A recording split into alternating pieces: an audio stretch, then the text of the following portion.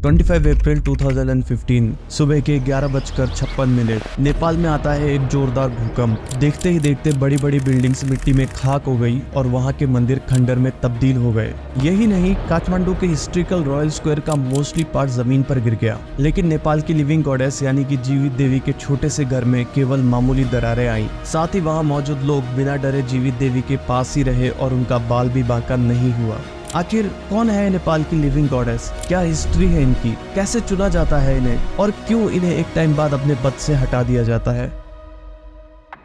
कुमारी या कुमारी देवी हिंदुओं और बौद्धों द्वारा पूजे जाने वाली एकमात्र लिविंग गॉडेस है जो नेपाल के नेवारी शाक्य कम्युनिटी से चुनी गई लड़की होती है। माना जाता है कि ये लड़की देवी तलेजू या माँ दुर्गा का अवतार होती हैं, जिन्हें देवी काली और देवी तलेजू की शक्ति प्राप्त होती है। साथ ही इन्हें नेपाल में पावर एंड सिक्योरिटी का सिंबल भी माना जाता है। इसके अलावा नेपाल के लोग मानते हैं कि ये लिविंग गॉडेस मुसीबत के समय उनकी रक्षा करती हैं। नेपाल में कुमारी देवी की पूजा की परंपरा 17वीं सेंचुरी से चली आ रही है। साथ ही नेपाल में 2300 सालों से भी अधिक समय से कुमारी पूजा होने के प्रमाण मिलते हैं। वैसे तो कुमारी देवी की हिस्ट्री और ओरिजिन को लेकर कई कहानियां हैं, लेकिन इनमें से एक कहानी पर नेपाल की कई कम्युनिटीज को ज्यादा बिलीव है और ये कहानी है मल्ल डायनेस्टी यानी कि मल्ल राजवंश के अंतिम राजा जयप्रकाश मल्ल और देवी तलेजू की, जिसके अकॉर्डिंग देवी तलेजू एक खूबसूरत महिला के रूप में रात के टाइम जयप्रकाश मल्ल के रूम में आती और वो दोनों त्रिपासा, जो कि एक डाइस गेम है, खेलते थे।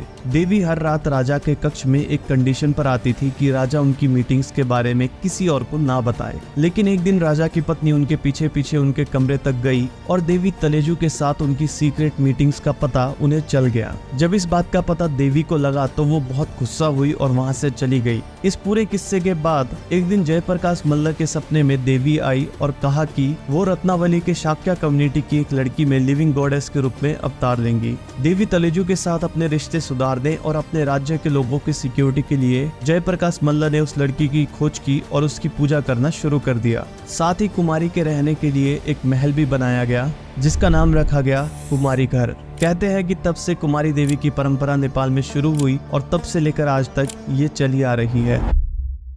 ये तो बात हुई कुमारी देवी की हिस्ट्री और ओरिजिन की, लेकिन अब सवाल ये आता है कि आखिर कौन सी लड़की कुमारी देवी बनेगी, वो कैसे डिसाइड किया जाता है? तो इसका एक सिलेक्शन प्रोसीजर होता है जिसके तहत सबसे पहले स्टेप में शाक्य कम्युनिटी की बच्चियों को 3 साल का होते ही उनके परिवार से अलग कर दिया जाता है और उन्हें कुमारी नाम दे दिया जाता है। इस स्टेप में कंडीशन ये होती है कि इन सभी बच्चियों की हेल्थ सही होनी चाहिए, उनका कभी खून बहा हुआ नहीं होना चाहिए और ना ही उनके दांत गिरे हुए होने चाहिए। जो भी बच्चियां इन बुनियादी आवश्यकताओं को पूरा करती हैं, उसके बाद उनके अंदर 32 लक्षणों या गुणों की पहचान की जाती है, जैसे कि उनकी गर्दन शंख के समान हो, शरीर बरगद के पेड़ जैसा हो, गाय की तरह पलके हो, हिरणी जैसी झांगे हो, शेर जैसी छाती हो, जीभ छोटी हो और आवाज बतख की तरह सॉफ्ट एंड क्लियर हो। इसके अलावा उनके बाल और आंखें बहुत ज्यादा काले होने चाहिए, उनकी जन्म कुंडली राजा जैसी हो और उनके सुंदर हाथ और पैर होने चाहिए। साथ ही वो बच्ची शांत निडर होनी चाहिए। ये पूरा सिलेक्शन प्रोसीजर पंच सीनियर बुद्धिस्ट,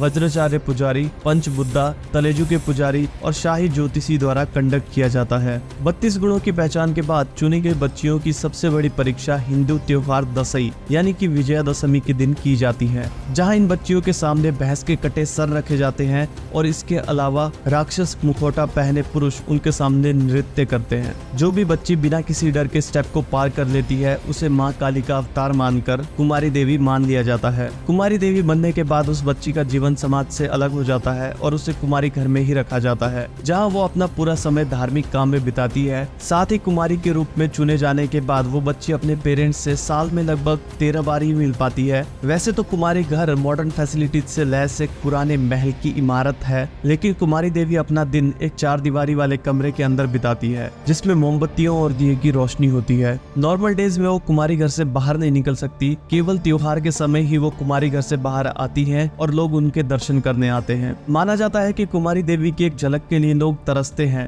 वैसे तो कुमारी देवी के फेस पर अमूमन कोई एक्सप्रेशन नहीं होते और कहते हैं कि कोई कुमारी देवी से मिलने जाए और वो कोई फीलिंग एक्सप्रेस करती है तो वो एक भविष्यवाणी होती है। जैसे कि कुमारी देवी अगर जोर जोर से हंसती है या जोर जोर से रोती है तो गंभीर बीमारी या मौत का संकेत होता है। कोई भी लड़की हमेशा के लिए कुमारी देवी के पद पर नहीं रह सकती। उन्हें तब तक ही कुमारी देवी माना जाता है जब तक उन्हें मासिक धर्म यानी कि पीरियड शुरू नहीं हो जाते। एक बार जब पीरियड शुरू हो जाते हैं तो उन्हें कुमारी देवी की पदवी छोड़नी पड़ती है। इसके अलावा अगर किसी चोट की वजह से उनके शरीर से खून बहता है तब भी उनसे कुमारी देवी का पद छीन लिया जाता है, भले ही वो छोटी सी खरोच क्यों ना हो। एक बार कुमारी देवी के पद से हटाने के बाद वो अपनी लाइफ अपने हिसाब से जी सकती हैं और उन्हें आजीवन पेंशन भी मिलती है। साथ ही ये भी मान्यता है कि कुमारी देवी के पद से हटाने के बाद अगर कोई पुरुष उनसे शादी करता है तो उस पुरुष की कम उम्र में मृत्यु हो जाती है, इसलिए कोई भी उनसे शादी करने के लिए तैयार नहीं होता और वो हमेशा के लिए कंवारी रह जाती हैं।